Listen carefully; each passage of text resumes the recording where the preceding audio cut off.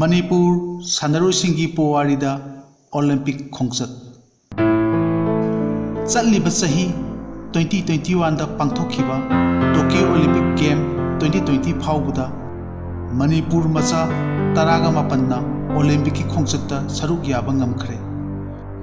Masana Mangada Saruk Yaduna Medal Ohum su Lawba Ngamkhre Manipur gi Olympic ki Powari Nainarakpada India gi Olympic history matek ama hana khangdabasu yadi kumja lising amaga chamapanda ahan boina Indiana Olympic Game saruk yaba haubuda athletic masana da anisu batham anirak phangki matamda hausik sanariba gold silver bronze medal pibigi sanabisi leiramdri kumja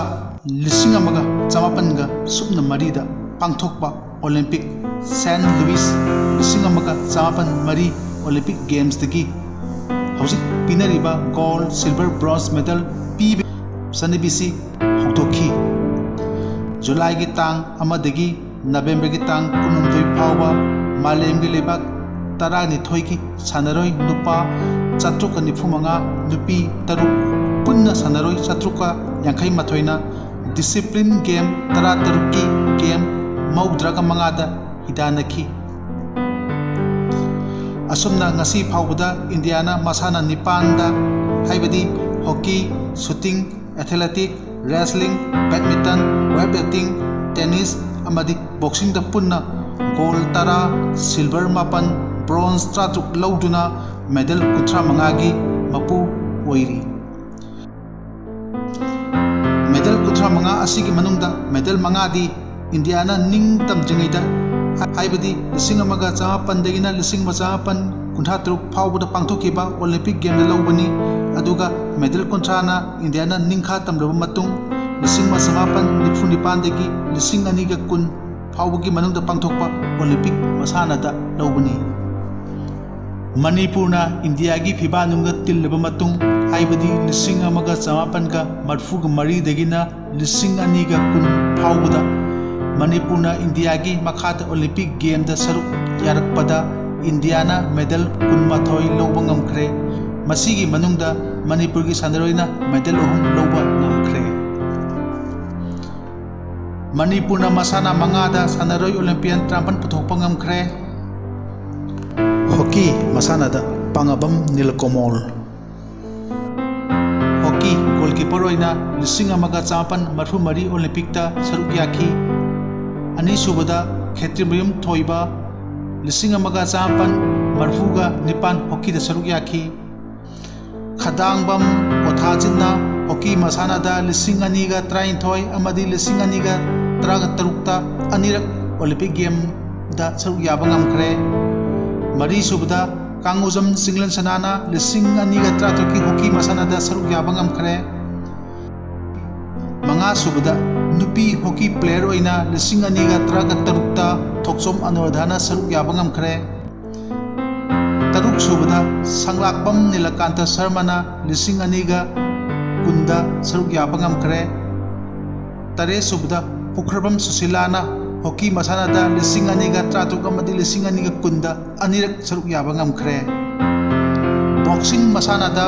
ngangom dikuna lising anida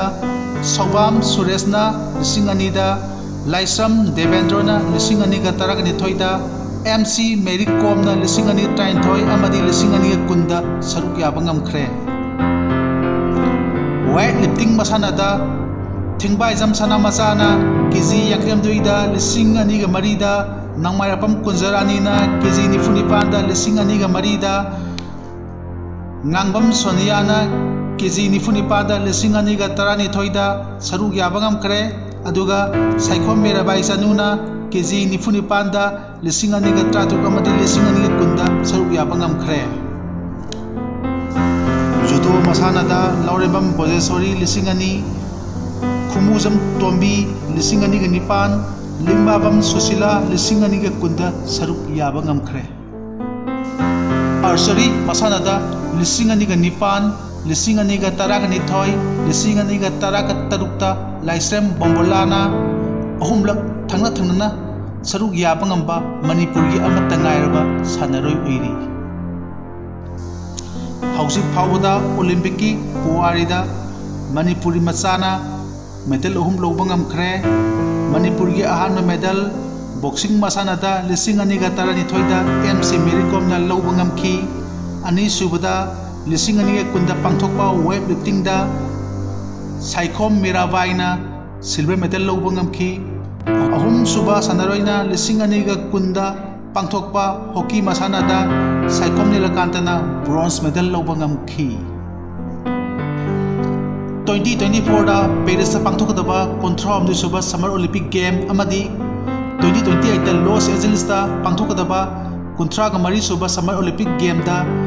Manipur की सानरुसिंगना अहेनबा मतिंग उथोक्तुना हेन फगतपा मसाना सानादुना ngasi लौदु medal अहुम असदगी हिंगतपा अमदी medal थोइगतपा ngamba ओइसनु हाइना याइपा